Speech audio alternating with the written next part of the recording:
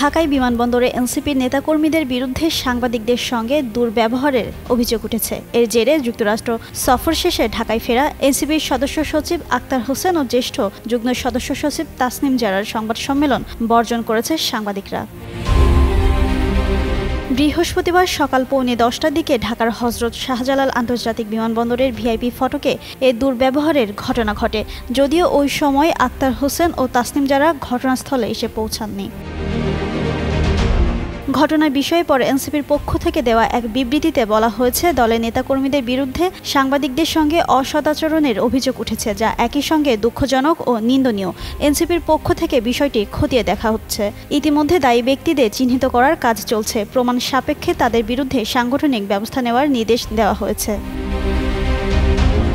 জাতিসংঘের সাধারণ পরিষদের অধিবেশনে যোগ দিতে অন্তর্বর্তী সরকারের প্রধান উপদেষ্টা অধ্যাপক মোহাম্মদ ইউনূস গত 22 সেপ্টেম্বর নিউ ইয়র্কের উদ্দেশ্যে ঢাকা ছেড়েছিলেন। 9 দিনের নিউ ইয়র্ক সফর শেষে প্রধান উপদেষ্টা ও তার সফরসঙ্গীরা আজ সকাল 9টায় ঢাকায় আসেন। প্রধান উপদেষ্টার সফরসঙ্গী রাজনৈতিক নেতাদের মধ্যে ছিলেন বিএনপির মহাসচিব মির্জা ফখরুল ইসলাম আলমগীর, বিএনপির ভারপ্রাপ্ত চেয়ারম্যানের পররাষ্ট্র বিষয়ক উপদেষ্টা হুমায়ুন কবির, জামায়াতে ইসলামী নায়েবে আমির সৈয়দ আবদুল্লাহ মোহাম্মদ তাহের ও সদস্য মোহাম্মদ নকিবুর রহমান, এনসিপির সদস্য সচিব আখতার হোসেন ও জ্যেষ্ঠ যুগ্ম সদস্য সচিব তাসনিম জারা।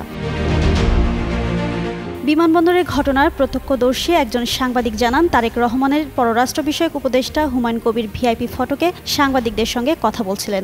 এ সময় আখতার হোসেন ও তাসনিম জারার জন্য ফুল নিয়ে পাশেই অবস্থান করছিলেন এনসিপির কিছু নেতাকর্মী। হুমায়ুন কবিরের বক্তব্য চলাকালে এনসিপির নেতাকর্মীরা ইনকিলাব ইনকিলাব জিন্দাবাদ জিন্দাবাদ বলে স্লোগান দিতে শুরু করেন। এতে হুমায়ুন কবিরের কথা শুনতে সাংবাদিকদের সমস্যা হচ্ছিল। তখন এনসিপির কিছু নেতাকর্মী কয়েকজন সাংবাদিকদের সঙ্গে দুর্ব্যবহার করেন। ওই ঘটনায় ক্ষুব্ধ সাংবাদিকরা বিমানবন্দরে এনসিপির নেতা আখতার হোসেন ও তাসনিম জারার সংবাদ সম্মেলন বর্জনের ঘোষণা দেন।